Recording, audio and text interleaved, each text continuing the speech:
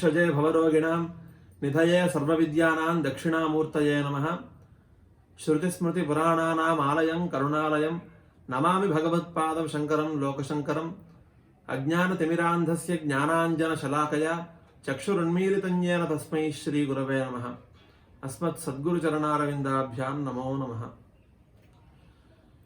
భగవత్పాదులు రచించినటువంటి శివానంద లహరి స్తోత్రాన్ని మనం పరిశీలిస్తూ ఈశ్వరానుగ్రహంతో 43 శ్లోకాలు పరిశీలించి వాటి అర్థాలను మనం తెలుసుకున్నాం. ఈ రోజున మరొక శ్లోకాన్ని మనం పరిశీలించి ఆ శ్లోకార్థాన్ని కూడా మనం తెలుసుకునే ప్రయత్నం చేద్దాం.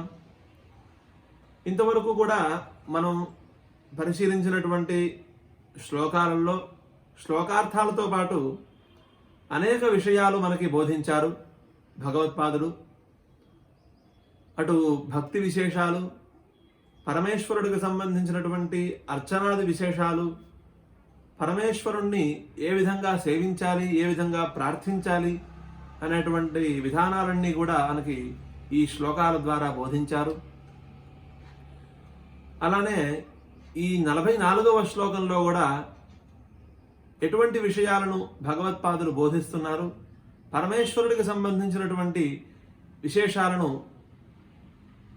ఎలా బోధిస్తున్నారు అనేది మనం ఈ శ్లోకాన్ని పరిశీలించి మనం తెలుసుకుందాం. కరలగ్నమృగ కరీంద్రభంగో ఘనశార్దూల విఖండనోస్తజంతు గిరిశో విశదాకృతిశ్చ చేతః కుహరే పంచముఖోస్తి మే కుతోభీః. మరొకసారి కరలగ్నమృగ కరీంద్రభంగ ఘనశార్దూల విఖండన అస్తజంతు గిరిశో విశదాకృతిశ్చ చేతః కుహరే పంచముఖోస్తి మే కుతోభీః అని శివానంద లహరి స్తోత్రంలో 44వ శ్లోకం. వెనకటి శ్లోకంలో భగవత్పాదులు పరమేశ్వరుణ్ణి ఆదికిరాతుడుగా సంబోధించి, నా మనస్సనే అరణ్యంలో కామక్రోధాదులనే భయంకరమైన జంతువులన్నీ కూడా సంచరిస్తున్నాయి, అందువల్ల నా మనస్సులోనే నువ్వు నివాసం ఏర్పరచుకో, అటు ఇటు వెళ్ళమాకు, ఆ అరణ్యానికి ఈ అరణ్యానికి వెళ్ళొద్దు, నా మనస్సు అనేది ఒక అరణ్యంగా నువ్వు గుర్తించి ఆ అరణ్యంలో నువ్వు నివసించు. అలా నివసించినట్లయితే నేను నీకు సహాయంగా ఉంటాను, నీ వేటకి నేను కూడా సహాయపడతాను, తద్వారా నువ్వు ఆనందాన్ని అనుభవించవచ్చు అని ఈ విధంగా ప్రార్థించారు. ఆ సందర్భంగా భగవంతునికి సంబంధించినటువంటి సఖ్యభక్తి విశేషాలను మనం తెలుసుకున్నాం. ఇక ఈ శ్లోకార్థాన్ని మనం పరిశీలించి ఆ శ్లోకంలో ఉన్నటువంటి విశేషాలను మనం తెలుసుకుందాం. ఈ శ్లోకం యొక్క చివరి భాగంలో చేతః కుహరే పంచముఖో అస్తి మే కుతోభీః అనే మాట కనిపిస్తోంది. చేతః అంటే మనస్సు. ఇక్కడ మనస్సుని ఒక గుహలా పోల్చి చెప్తున్నారు. మనస్సుని అనేక విధాలుగా పోల్చి చెప్పడం అనేది మనం వెనకటి శ్లోకాలలో అనేక చోట్ల మనం చూసే ఉన్నాం, విని ఉన్నాం. ఇక్కడ మనస్సుని గుహలాగా పోల్చి ఆ గుహలో పంచముఖుడైనటువంటి ఆ ఈశ్వరుడు ఉండగా నాకు భయమేమున్నది అని అంటున్నారు. ఇక్కడ మళ్ళీ ఈ శ్లోకాన్ని మనం అర్థం చేసుకోవాలంటే ఈ శ్లోకాన్ని మనం 2 రకాలుగా అర్థం చేసుకోవాలి. ఒకటి, ఈ శ్లోకంలో ఉన్నటువంటి ప్రతి పదాలకి పరమేశ్వర పరంగా మనం ఒక అర్థం చెప్పుకోవాలి. అలానే సింహపరంగా మనం మరొక అర్థాన్ని కూడా మనం చెప్పుకోవాలి. ఎందుకనంటే ఇక్కడ చేతః కుహరే పంచముఖోస్తి మే కుతోభీః అని అంటున్నారు. పరమేశ్వరుడు అనే సింహము నా మనస్సులో ఉండగా, నా మనస్సు అనే గుహలో ఉండగా నాకు భయం లేదు అని అంటున్నారు. పంచముఖ అని పరమేశ్వరుడికి పేరు ఉన్నది. మనకి పరమేశ్వరుడు ఒకే ముఖంతో అన్ని చోట్ల ఫోటోలలో కనిపించినప్పటికీ ఆయనకి 5 ముఖాలు ఉన్నట్లుగా మనకి అనేక పురాణాలు ధర్మశాస్త్రం చెప్తున్నాయి. ఏమిటా 5 ముఖాలు అనంటే సద్యోజాత వామదేవ అఘోర తత్పురుష ఈశాన ముఖములు. ఈ పంచముఖ స్వరూపంగా ధ్యానించటం అనేది శివారాధనలో మనకి ఎక్కువగా కనిపిస్తూ ఉంటుంది. పరమేశ్వరుడికి చేసే అభిషేకంలో మనం మహన్యాసం చెప్పుకొని పరమేశ్వరుడికి అభిషేకం చేస్తాం. ఆ సందర్భంలో మహన్యాసంలో పంచముఖ ధ్యానం అనేది మనం చేస్తాం. తూర్పు దిక్కున తత్పురుష ముఖ స్వరూపంగా ఆ పరమేశ్వరుడు ఉన్నట్లుగా భావిస్తాం. అలానే దక్షిణ ముఖంగా అఘోర రూపంతో అఘోర ముఖంగా ఉన్నట్లుగా మనం ధ్యానిస్తాం. అలానే పశ్చిమ దిక్కున సద్యోజాత ముఖంగా, ఉత్తర దిక్కున వామదేవ ముఖంగా, ఊర్ధ్వ దిక్కున ఈశాన ముఖంగా ఉన్నట్లుగా భావించి ఈ విధంగా పంచముఖ స్వరూపుడైనటువంటి ఆ పరమేశ్వరుణ్ణి ధ్యానిస్తాం మనం. ఇలా ఈశ్వర పక్షంలో ఈ పంచముఖ శబ్దానికి ఈ విధమైనటువంటి అర్థం మనం చెప్పుకున్నాం. ఇక సింహపరంగా ఆలోచించినట్లయితే సింహానికి పంచాస్య అనే పేరు ఉన్నది. అంటే బాగా విస్తరించినటువంటి ముఖం గలది. సింహము తన ముఖాన్ని బాగా విస్తరిస్తుంది కాబట్టి ఆ సింహానికి పంచాస్య అనే పేరు వచ్చింది. అటువంటి పరమేశ్వరుడు అనే సింహము నా హృదయంలో ఉండగా భయమే ఉన్నది అని అన్నారు. భయం ఎందువల్ల అనంటే వెనకటి శ్లోకాల్లో చెప్పారు, నా మనస్సు అనే అరణ్యంలో కామక్రోధాదులనే భయంకరమైన జంతువులన్నీ కూడా సంచరిస్తున్నాయి, తద్వారా నేను ఎంతో వాటి వల్ల భయపడుతున్నాను అని చెప్పారు. ఈ శ్లోకంలో పరమేశ్వరుడు అనే సింహమే నా హృదయంలో ఉండగా నాకు ఎటువంటి భయము లేదు అని అంటున్నారు. అంటే అడవిలో ఒక సింహం ఉన్నట్లయితే ఆ అడవి అంతా కూడా సంరక్షింపబడుతుంది, నిర్భయంగా ఉంటుంది. ఉదాహరణగా రాజ్యంలో రాజు ఉన్నాడంటే ప్రజలందరూ కూడా సంతోషంగా ఉంటారు. రాజు లేనటువంటి రాజ్యం ఎంతో భయభ్రాంతికి గురవుతూ ఉంటుంది. ఆ రాజ్యంలో ఉన్నటువంటి ప్రజలందరూ కూడా ఎప్పుడు ఎవరు వచ్చి దాడి చేస్తారో, శత్రురాజు ఏ సమయంలో వచ్చి ఎటువంటి ఆపదని సృష్టిస్తారో అని భయపడుతూ ఉంటారు. కాబట్టి ఆ అడవిలో మృగరాజు అయినటువంటి ఆ సింహం ఉండగా ఆ అడవి ఎటువంటి భయానికి లోను కాకుండా ఎలా అయితే సంరక్షింపబడుతూ ఉంటుందో, నా హృదయం అనే అరణ్యము కూడా ఆ అరణ్యంలో పరమేశ్వరుడు అనే సింహం ఉండగా నాకు ఎటువంటి భయము లేదు అని అంటున్నాను. ఇంకా ఆ పరమేశ్వరుడు ఎటువంటి వాడు అనంటే ఈ శ్లోక ప్రారంభంలో మనకి అనేక విశేషణాలు కనిపిస్తున్నాయి. ఈ శ్లోకంలో మొట్టమొదటగా కరలగ్న మృగ అనే విశేషణం కనిపిస్తోంది. చేతిలో మృగాన్ని ధరించిన వాడు అని ఈశ్వర పక్షంగా అర్థము. చేతిలో మృగాన్ని ధరించడం ఏమిటి అనంటే స్కాంద పురాణంలో మనకి ఒక కథ కనిపిస్తుంది.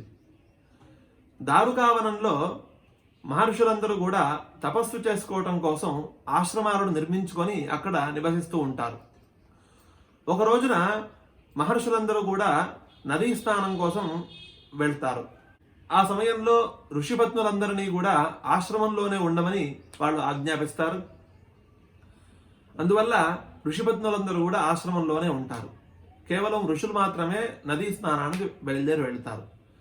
ఈ సమయంలో పరమేశ్వరుడు భిక్షాటన కోసం ఆ దారుకావనంలో ఉన్నటువంటి ఆ ఆశ్రమాల దగ్గరికి వెళ్తాడు.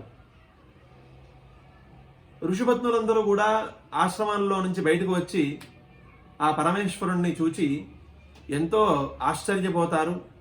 పరమేశ్వరుని యొక్క సుందరమైనటువంటి రూపాన్ని చూచి ఎంతో మోహిస్తారు. ఆ సమయంలో పరమేశ్వరుడు ఎంతో తెల్లటి శరీరంతో వస్తాడు. ఎంతో సుందరంగా కనిపిస్తాడు ఆ ఋషిపత్నులందరికీ. వాళ్ళు ఆ పరమేశ్వరుణ్ణి చూచి మోహిస్తారు.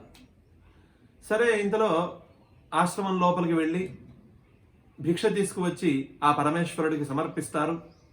పరమేశ్వరుడు ఆ భిక్షను స్వీకరించి తన మానాన తను మళ్ళీ కైలాసానికి వెళ్ళిపోతాడు. వెళ్ళిపోతూ ఉన్న సమయంలో ఈ ఋషిపత్నులందరూ కూడా పరమేశ్వరుణ్ణి అనుసరిస్తారు. ఈలోగా నదీ స్నానానికి వెళ్ళినటువంటి ఆ ఋషులందరూ కూడా ఆశ్రమాలకి తిరిగి వస్తారు. తిరిగి వచ్చేటప్పటికి ఆశ్రమాలలో ఋషిపత్నులు ఎవరు కూడా కనిపించరు. ఎంతో వెతుకుతారు, అయినా కూడా ప్రయోజనం ఉండదు. కొద్దిసేపటికి ఆశ్రమాల నుండి బయటకు వచ్చి చూస్తారు. కొంత దూరాన ఈశ్వరుడు వెళుతున్నట్టుగా, ఆ ఈశ్వరుణ్ణి ఋషిపత్నులందరూ కూడా అనుసరిస్తున్నట్టుగా కనిపిస్తుంది. ఆ దృశ్యాన్ని చూచి మహర్షులకి చాలా కోపం వస్తుంది, కోపోద్రిక్తులు అవుతారు. పరమేశ్వరుణ్ణి ఏదో విధంగా మనం హింసించాలి అనుకుంటారు. మామూలుగా ఒక వ్యక్తి విషయంలో మనకి కోపం కలిగినప్పుడు వాడిని ఏదో విధంగా వాడిని ఇబ్బంది పెట్టాలి అని మనం ఆలోచిస్తాం. అంటే వాడిని దూషించటం, వాడిని తిట్టడం, వాడికి ఏదో రకంగా హాని కలిగేలాగా మనం చేయటం, ఇటువంటివన్నీ కూడా మనం ఆలోచిస్తూ ఉంటాం. అలానే వాళ్ళు పరమేశ్వరుడి మీద వాళ్ళకి కోపం కలిగినప్పుడు ఇదే విధంగా వాళ్ళు ఆలోచించి ఆభిచారిక క్రతువు ఒకటి చేయటానికి పూనుకుంటారు. ఆభిచారిక క్రతువు అనగా శత్రువుని హింసించేటటువంటి కర్మ. శత్రువు నాశనమైపోవాలి, శత్రువుకి హాని కలగాలి, ఇటువంటి దురుద్దేశ్యాలతో చేసేటటువంటి ఆభిచారిక కర్మ. వాళ్ళు ఆ కోపంలో వాళ్ళ విచక్షణను కోల్పోయి ఆ ఈశ్వరుడి విషయంలో ఆభిచారిక క్రతువుని చేస్తారు. వాళ్ళు చేసినప్పుడు ఆ యజ్ఞగుండం నుంచి ఒక లేడి పిల్ల ఒకటి ఉద్భవిస్తుంది. అది ఎటువంటిది అనంటే మన కళ్ళుతో మనం ఈ లోకంలో అరణ్యాల్లో చూసేటటువంటి లేడి పిల్ల కాదు, అటువంటిది కాదు. అది వేదమయమైనటువంటి లేడపిల్ల. దానికి సంబంధించిన శరీరమంతా కూడా వేదస్వరూపము, వేదమంత్రాలతో ఆ లేడి యొక్క శరీరం తయారు చేయబడింది. అటువంటి లేడి పిల్లని ఆ పరమేశ్వరుడి మీదకి పంపిస్తారు. వాళ్ళు పంపించగానే ఆ పరమేశ్వరుడు దాన్ని స్వీకరించి తన ఎడం చేతిలో ధరిస్తాడనమాట.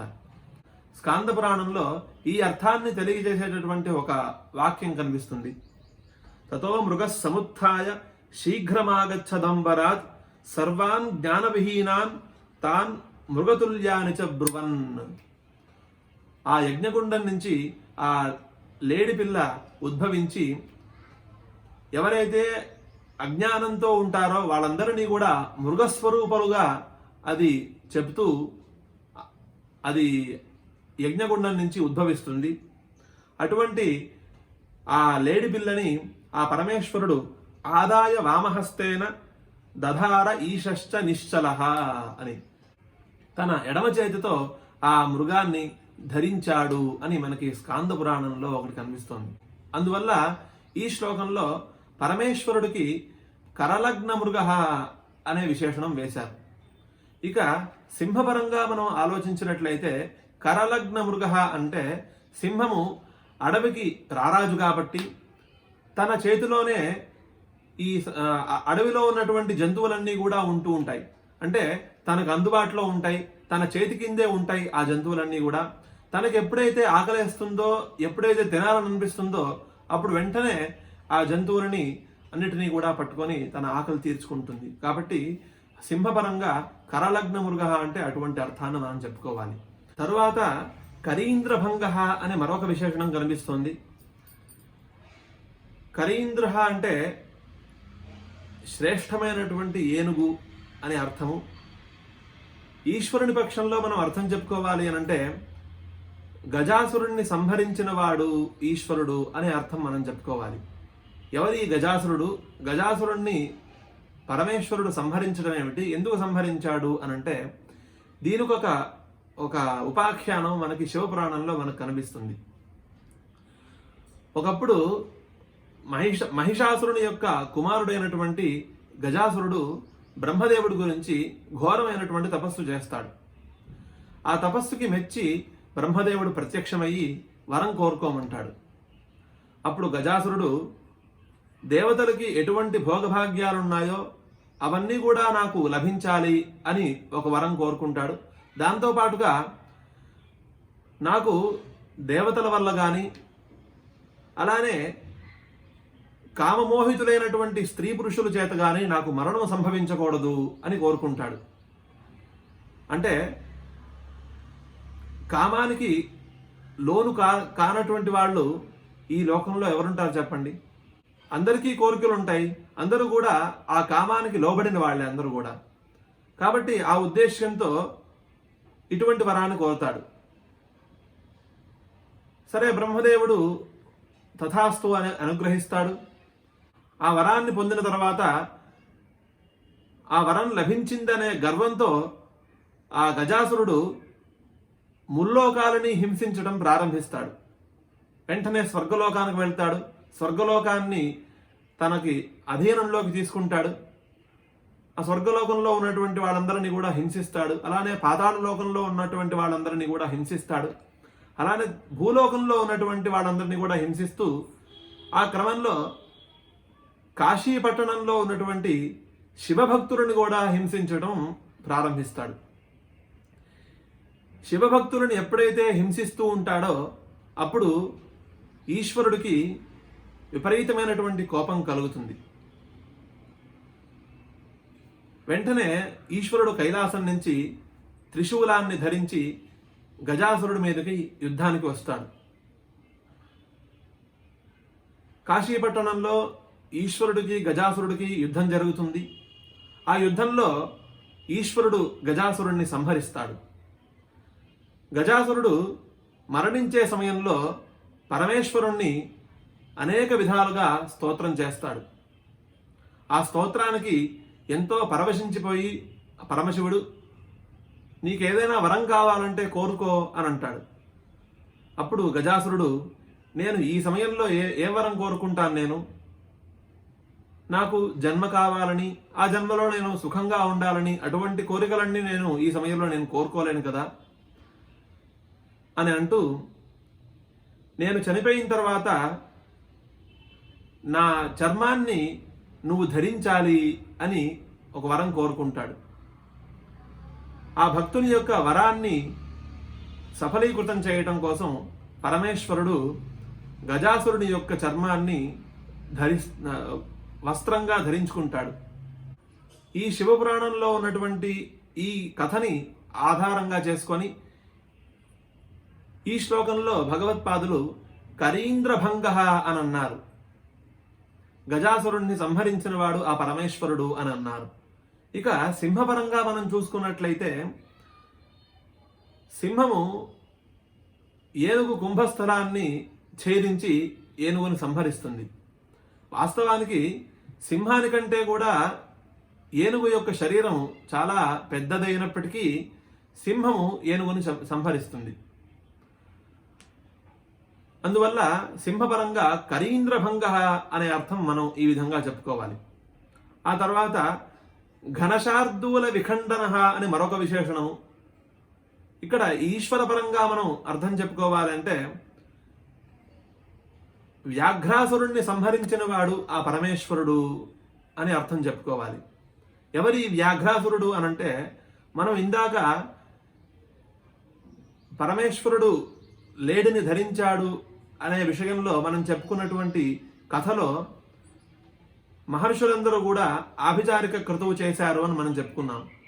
ఆ క్రతువులో నుంచే ఒక వ్యాఘ్రాన్ని కూడా వాళ్ళు సృష్టించారు. ఆ వ్యాఘ్రాన్ని పరమేశ్వరుడి మీదకి ప్రయోగించారు. అప్పుడు ఆ పరమేశ్వరుడు ఆ వ్యాఘ్రాన్ని సంహరించాడు. సంహరించి ఆ వ్యాఘ్రం యొక్క చర్మాన్ని తను ఆసనంగా స్వీకరించాడు.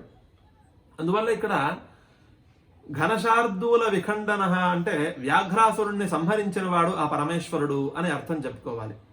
ఇక సింహపరంగా మనం చెప్పుకోవాలంటే బలమైనటువంటి పెద్ద పులులన్నింటినీ కూడా ఈ సింహం అనేది సంహరిస్తూ ఉంటుంది. అందువల్ల సింహపరంగా కూడా ఈ పదం అన్వయిస్తుంది. ఘనశార్దూల విఖండన అస్తజంతు అని మరొక విశేషణం. ఈశ్వరపరంగా మనం దానికి అర్థం ఏమిటంటే సమస్త జగత్తులో ఉన్నటువంటి జంతుజాలమంతా కూడా ప్రళయకాలంలో ఆ ఈశ్వరుల్లో లీనమవుతుంది. ఎందుకంటే ఆ పరమేశ్వరుడు లయకారుడు, అలానే పరబ్రహ్మ స్వరూపం ఆయన తనలోనే లీనం చేసుకుంటాడు కాబట్టి అస్తజంతు అని అన్నారు పరమేశ్వరుణ్ణి సంబోధిస్తూ. ఈ ప్రపంచంలో ఉన్నటువంటి జంతుజాలాన్నిటినీ కూడా పరమేశ్వరుడు తనలో లీనం చేసుకుంటాడు కాబట్టి ఆయనకి అస్తజంతు అనే విశేషణము. సింహపరంగా అర్థం చెప్పుకోవాలంటే అడవిలో ఉన్నటువంటి జంతువులన్నిటినీ సింహము సంహరిస్తుంది. అందువల్ల సింహపరంగానూ కూడా ఈ పదము మనకి అన్వయిస్తుంది. ఆ తర్వాత గిరీశో విశదాకృతిశ్చ, గిరీశ అంటే పర్వతాల యందు శయనించేవాడు, పర్వతాల యందు నివసించేవాడు అని అర్థము ఈశ్వరపరంగా. సింహపరంగా అయితే సింహం కూడా పర్వతాల యందు గుహల్లో నివసిస్తూ ఉంటుంది కాబట్టి సింహపరంగాను దానికి అర్థం మనం చెప్పుకోవచ్చు. విశదాకృతిశ్చ, పరమేశ్వరుని యొక్క శరీరము చాలా తెల్లగా ఉంటుంది. కర్పూర గౌరం కరుణావతారం సదా వసంతం హృదయారవిందే భవం భవానీ సహితం నమామి అని ఒక స్తోత్రం కూడా మనకు కనిపిస్తుంది. కాబట్టి ఆ ఈశ్వరుని యొక్క శరీరము చాలా తెల్లగా ఉంటుంది. అలానే సింహము యొక్క శరీరం కూడా చాలా తెల్లగా ఉంటుంది. కాబట్టి వీళ్ళిద్దరికీ కూడా సామ్యం ఉంది. కాబట్టి ఈ శ్లోకంలో పరమేశ్వరుణ్ణి సింహంగా పోల్చి ఆ పరమేశ్వరుడు అనే సింహము నా మనస్సు అనే అరణ్యంలో ఉండగా నాకు ఎటువంటి భయము లేదు అని ఈ శ్లోకంలో చెప్పారు. ఇక ఈ విషయం ద్వారా మనకి భక్తికి సంబంధించిన విషయము ఏది మనకి సూచింపబడుతోంది అనంటే స్మరణ భక్తి ఇక్కడ సూచింపబడుతోంది. శివపురాణంలో సతీఖండంలో ఈ స్మరణ భక్తికి సంబంధించిన ఒక శ్లోకం మనకి కనిపిస్తోంది. వ్యాపకం దేవి మాం దృష్ట్వా నిత్యం సర్వత్ర సర్వదా నిర్భయత్వం సదాలోకే స్మరణం తదుదాహృతం అని పరమేశ్వరుడు సతీదేవితో చెప్పిన విషయాలలో ఇదొకటి మనకు కనిపిస్తోంది. ఓ సతీదేవి, నేను సర్వత్రా వ్యాపించి ఉన్నాను. అటువంటి నన్ను సర్వవ్యాపకుడుగా గుర్తించి ఎవరైతే నన్ను ధ్యానిస్తూ ఉంటారో అదే స్మరణ భక్తి అని అన్నారు.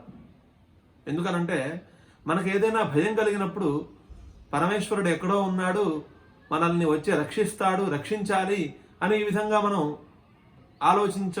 ఆలోచించడం మొదలు పెడితే అది స్మరణ కాదు.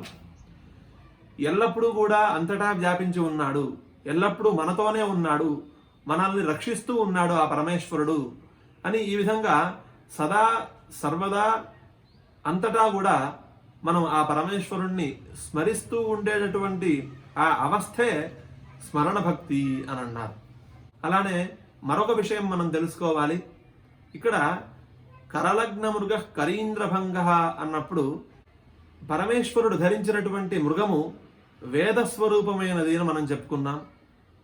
కాబట్టి ఆ పదం చేత మనకి ఏమి సూచింపబడుతోంది అనంటే మనం ఎల్లప్పుడూ కూడా వేద మార్గంలో నడవాలి, వేదం చెప్పినటువంటి ధర్మాన్ని అనుసరించాలి అనే విషయం ఇక్కడ బోధపడుతోంది.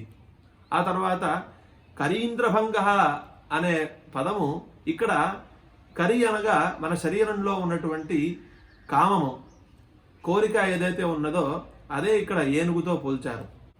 ఎప్పుడైతే మనకి కామము కోరిక నివృత్తి అవుతుందో అప్పుడు పాపాచరణలో మనం ప్రవర్తించకుండా ఉంటాం. అలాగే ఘనశార్దూల విఖండన, ఇక్కడ క్రోధము మన శరీరంలో ఉన్నటువంటి కోపమే ఒక పెద్ద పులి.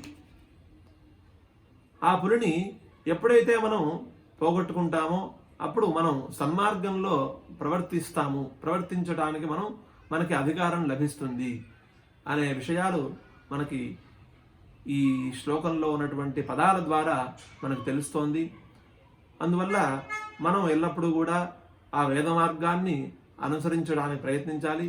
అలానే మన శరీరంలో ఉన్నటువంటి కామక్రోధాదులను అన్నిటినీ కూడా నశింపజేసుకోవటానికి కోసం మనం ఎల్లప్పుడూ కూడా ప్రయత్నం చేస్తూ ఉండాలి, సాధన చేస్తూ ఉండాలి. ఆ విధంగా భగవత్పాదులు మనకి ఈ శ్లోకం ద్వారా సూచిస్తున్నారు. ఈ శ్లోకంలో చెప్పిన విధంగా పరమేశ్వరుడు అనే సింహము మన శరీరంలో ఉండగా మనకి భయం ఏమున్నది అనే అర్థాన్ని మనం ఎల్లప్పుడూ కూడా స్మరిస్తూ ఉండాలి. ఈశ్వరుడు మన వెంటే ఉన్నాడు అని ఎల్లప్పుడూ కూడా మనం చింతిస్తూ ఉండాలి. తద్వారా మనకి కలిగినటువంటి భయాలన్నీ కూడా తొలగిపోతాయి, మనకి ధైర్యం లభిస్తుంది, ఆ పరమేశ్వరుని యొక్క అనుగ్రహం కూడా లభిస్తుంది అని చెప్తూ హర నమః పార్వతీపతయే హర హర మహాదేవ.